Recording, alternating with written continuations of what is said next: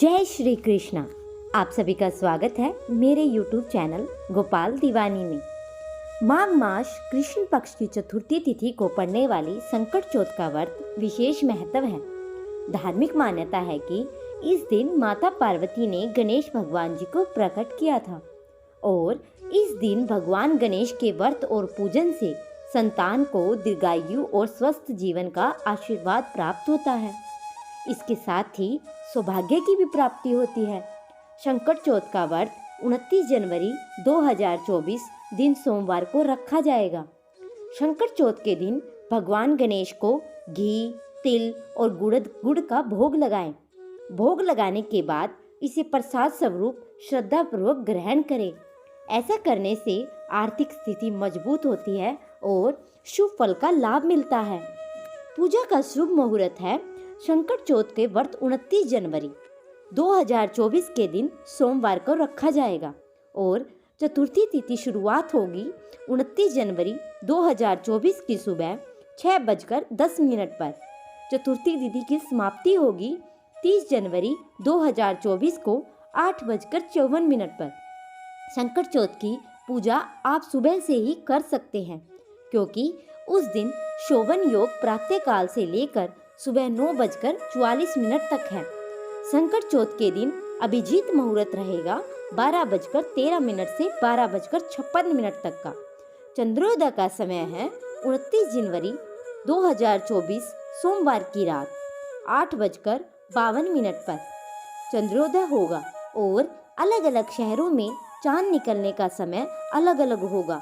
इसमें 10 मिनट का अंतर हो सकता है और चंद्रमा को अर्घ्य देकर गणेश जी की पूजा अर्चना की जाएगी। इस बार चांद चौथ के दिन सिंह राशि में विराजमान। संकट चौथ की पूजा में लकड़ी की चौकी, पीला कपड़ा, जनेऊ, सुपारी, पान का पत्ता, लौंग, इलायची, गंगाजल, गणपति की मूर्ति, फल, दुर्वा, रोली, कुमकुम, इत्र, मौली, घी, दीप, धूप, हल्दी, अक्षत, तिल के लड्डू आदि शामिल हो और पूजा विधि सुबह स्नान ध्यान करके भगवान गणेश की पूजा करें। इसके बाद सूर्यास्त के बाद स्नान करके स्वच्छ वस्त्र पहने और गणेश जी की मूर्ति के पास एक कलश में जल भर कर रखें। धूप, दीप, नैवेद्य, तिल, लड्डू, शकरकंद, अमरूद, गुड़ और घी अर्पित करें और कई स्थानों पर तिलकुट का बकरा भी बनाया जाता है और पूजन के बाद तिल से बने बकरे की गर्दन को घर का कोई भी सदस्य काट सकता है।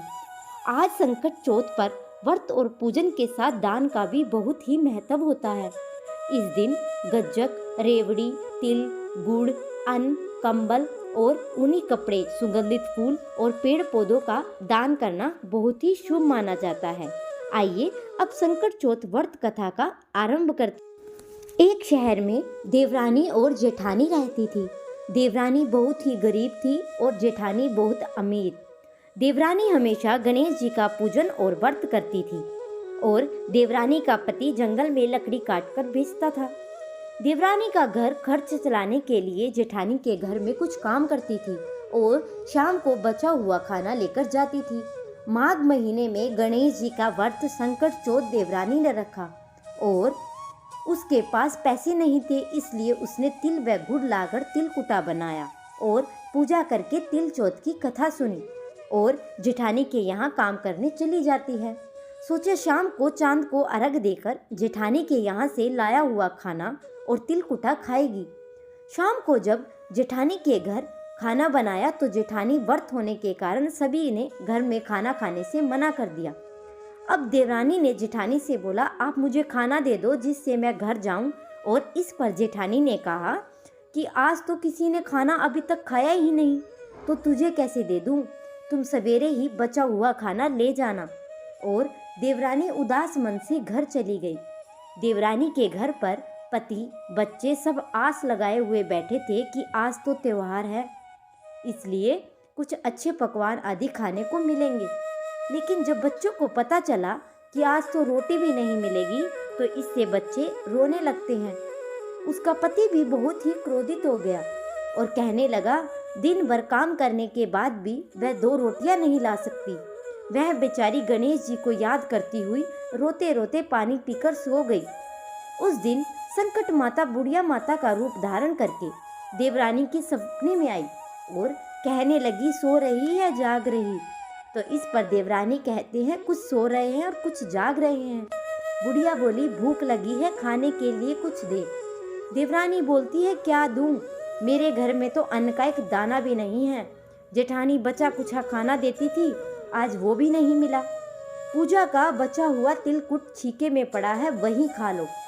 और संकट माता ने तिलकुट खाया और उसके बाद कहने लगी, निपटाई लगी है, कहाँ निपटे। उसने कहा, यह खाली झोपड़ी है, आप कहीं भी जा सकती हो, जहाँ इच्छा हो वहाँ निमट लो। फिर संकट माता बोली, अब कहाँ पहुँचूं? अब देवरानी को बहुत गुस्सा आया, उसने कब से परेशान किया जा रहा था, सो बोली, मेरी साड़ी से ही पोंछ लो। देवरानी जब उठी तो देखकर हैरान हुई कि पूरा घर हीरो मोतियों से जगमगा उठा।